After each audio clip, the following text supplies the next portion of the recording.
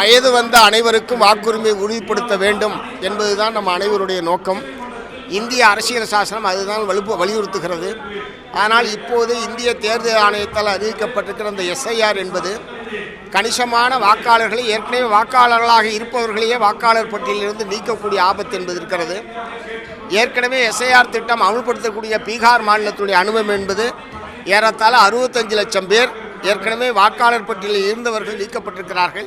அத்தகைய ஒரு ஆபத்து தமிழ்நாட்டில் இருக்கக்கூடிய பல லட்சக்கணக்கான மக்களுடைய வாக்காளர் பட்டியலிருந்து நீக்கப்பட்டுவிடக்கூடாது என்கிற நோக்கத்தோடு தான் தமிழ்நாட்டில் உள்ள பெரும்பாலான அனைத்து கட்சிகளும் சேர்ந்து இந்த பிரச்சனையில் ஒருமித்த கருத்தை நாங்கள் மேற்கொண்டிருக்கிறோம்.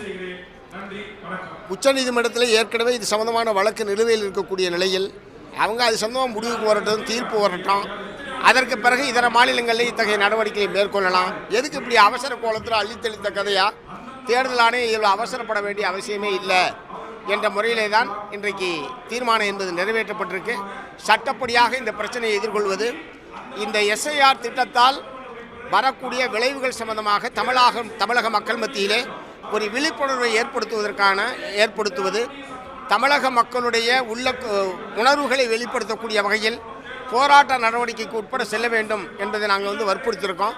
மார்க்சிஸ்ட் கம்யூனிஸ்ட் கட்சியின் சார்பிலேயும் உச்சநீதிமன்றத்தில் இந்த எஸ்ஐஆரை எதிர்த்து வழக்கு தொடுப்பது என்று தீர்மானித்திருக்கிறோம். இல்லை, அவங்க இப்போ ஏற்கனவே அதிமுக, பிஜேபி உள்ளிட்ட அந்த கூட்டணி கட்சிகளில் ஒரு பகுதியினர் இன்றைக்கி கலந்துக்கிட்டாங்க. ஜான் பாண்டியன் கட்சியெல்லாம் இன்றைக்கி கூட்டத்தில் கலந்துக்கிட்டு இருக்காங்க. பிரதானமாக பிஜேபி, அதிமுக என்பது இந்த கூட்டத்தை புறக்கணித்திருப்பது என்பது, பிஜேபியை பொறுத்த வரைக்கும் அவங்க தான் இந்த தேர்தல் ஆணையத்தோடு சேர்ந்து கூட்டாக சரி செய்து இந்த வேலையை பூரா செஞ்சிட்ருக்காங்க. அதனால் பிஜேபி இதில் இணையாததில் எங்களுக்கு ஆட்சேபம் இல்லை. ஆனால் தமிழக மக்களுடைய வாக்காளர் உரிமையை பாதுகாக்கக்கூடிய வகையில் அதிமுக இதில் கலந்து கொண்டிருக்க வேண்டும்.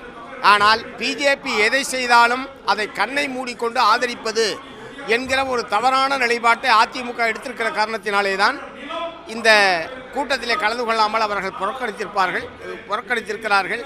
ஆகவே அது ஏற்கக்கூடியதல்ல. இல்லை, அவங்க ஏற்கனவே தேர்தல் ஆணையத்தால், தமிழ்நாடு தேர்தல் ஆணையத்தால் கூட்டப்பட்ட கூட்டத்திலேயே எஸ்ஐஆரை நாங்கள் வரவேற்கிறோம், ஆதரிக்கிறோம், முழு ஆதரவு என்று அவர்கள் தெரிவித்ததற்கு பிறகு அவங்களை அழைக்கிற பிரச்சனை என்பதே இல்லையே.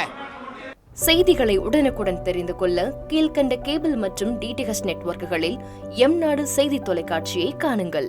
பாதகம் செய்பவரை கண்டால் நாம் பயம் கொள்ளலாகாது பாப்பா. மோதி மிதித்துவிடு பாப்பா, அவர் முகத்தில் உமிழ்ந்துவிடு பாப்பா. அண்மை செய்திகளை உடனுக்குடன் தெரிந்து கொள்ள இணைந்திருங்கள் எம்நாடு தொலைக்காட்சியுடன்.